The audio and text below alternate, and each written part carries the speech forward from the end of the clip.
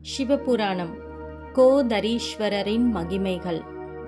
பிரம்மதேவரின் புதல்வர்களில் ஒருவரான ஸ்வயம்பு மனுவின் புதல்வன் பிரியவிரதன் ஆவான்.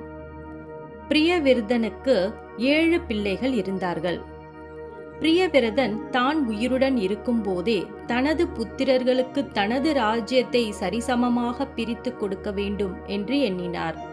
பிறகு தன்னுடைய ரதத்தில் ஏறி மேருமலையை 7 முறைகள் வலம் வந்து மலையை 7 தீவுகளாக பிரித்தார். அந்த தீவுகளைப் போலவே 7 சமுத்திரங்களும் உருவாகின. பின்னர் அவர் தன் புத்திரர்களை அழைத்து ஒவ்வொருவருக்கும் தனித்தனி தீவாக பிரித்து கொடுத்தார்.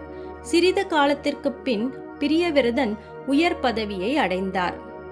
தனது புத்திரர்களில் மூத்தவரான ஆக்நீதனுக்கு 50 தீவை அளித்தார். 50 தீவை பெற்றுக்கொண்ட அவர் பல காலம் புகழோடு ஆட்சி செய்து வந்தார். அவருக்கு பின் அவருடைய புதல்வனான நாபி அரசனாக முடிசூட்டி ஆட்சி செய்து வந்தார். அவருக்கு ரிஷபன் முதலாக 9 புத்திரர்கள் பிறந்தனர். ரிஷபனுக்கு பரதன் முதலான 100 புத்திரர்கள் பிறந்தார்கள். ரிஷபனுக்கு பிறந்த புதல்வர்களில் பரதன் மட்டுமே அரசனாக அரியணை ஏறி ஆட்சி செய்து வந்தார். ரிஷபன் மற்றும் அவருடன் இருந்த சகோதரர்கள் ஞான மார்க்கத்தில் மகா ஞானிகளாக திகழ்ந்தார்கள். அவர்கள் ஜன மகாராஜனுக்கு ஞான உபதேசம் செய்து 81 புதல்வர்களை பெற்றார்கள். அவர்கள் அனைவரும் வீரத்திற்கு பாத்திரமான சத்திரிய வழிமுறைகளின்படி வாழ்ந்து நடந்து கொண்டிருந்தார்கள். ரிஷபன் முதலான அவர்களின் சகோதரர்கள் 50 தீவு முதலான தனது ஆட்சிகளுக்கு உட்பட்ட அனைத்து தீவுகளையும் இணைத்து 9 கண்டங்களாக பிரித்து தங்களது புதல்வர்கள் அனைவருக்கும் கொடுத்தார்கள். அவை அனைத்திற்கும் ஒரே சக்கரவர்த்தியாக பரதனை நியமித்தார்கள். பரதன் ஆண்டு வந்த கண்டமே பரத கண்டம் என்று அழைக்கப்பட்டது. மற்ற எல்லா கண்டங்களையும் விட பரத கண்டமே சிறந்த கண்டமாகவும் உயர்ந்த கண்டமாகவும் விளங்கியது. நாம் இன்று வாழ்ந்து கொண்டிருப்பது பரதகண்டமே ஆகும். பரதகண்டத்தில் பதரிகாசிரமத்தில் திருமால் உலக நன்மைக்காக நாராயணர்களுக்காக வந்து அவதரித்தார்.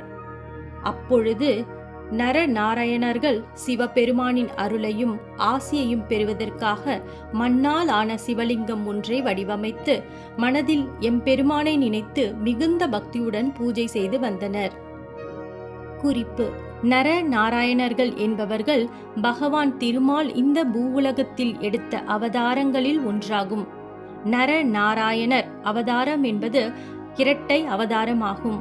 உலகில் தவத்தின் மூலம் இறை தன்மையை அடைய இயலும் என உணர்த்துவதற்காக எடுத்த அவதாரம் நர நாராயணர் அவதாரமாகும். நர என்பது மனித குணத்தையும் நாராயணர் என்பது இறை தன்மையையும் குறிப்பதாகும். நர நாராயணன் என்பது மனித குணமும் இறை தன்மையும் இணைந்த சக்தியை உணர்த்துகின்றது. தவசீலர்களாக வாழ்ந்து வந்த நர நாராயணர்களின் பூஜைக்கு மனம் மகிழ்ந்த சிவபெருமான் அவர்களுக்கு காட்சி அளித்தார். சிவபெருமான் அவர்களை நோக்கி, நீங்கள் செய்த பூஜையால் யாம் மனமகிழ்ந்தோம், வேண்டும் வரத்தினை கேட்பீர்களாக என்று கூறினார். எம்பெருமானின் திருவுருவத்தை கண்ட இருவரும் அகிலத்தில் தங்களை விட மிகுந்த மகிழ்ச்சி கொண்டவர்கள் யாரும் இல்லை என்று எண்ணினர். பின்பு அவர்கள் எம்பெருமானான சிவபெருமானை வணங்கி, பிரபுவே, எங்களுக்கு கிடைத்த இந்த மகிழ்ச்சியானது உலகில் பிறந்த அனைவருக்கும் கிடைக்க வேண்டும் என்றும் எங்களுக்கு காட்சி அளித்தது போல் தாங்கள் இங்கு எழுந்தருள வேண்டும் என்று வேண்டினார்கள். எம்பெருமானும் அவர்களின் வேண்டுதலுக்கிணங்க இமயமலையில் எப்பொழுதும் எல்லா காலகட்டத்திலும் பனியால் மூடப்பட்டிருக்கும் இடத்தில் கேதாரீஸ்வரர் என்ற திருநாமத்தோடு எழுந்தருளி காட்சியளித்தார். கேதாரீஸ்வரரை பக்தியோடு பூஜித்து வருபவர்களுக்கு பாவ கர்மாக்கள் அனைத்தும் நீங்கி சகல சௌபாகியங்களும் உண்டாகும். பதரிகாசிரமத்திற்கு சென்று கேதாரீஸ்வரரை தரிசித்து வழிபடுபவர்கள் வாழ்வில் முழு நிறைவு பெற்று பிறவா நிலையை அடைவார்கள். ஓம் நம சிவாய.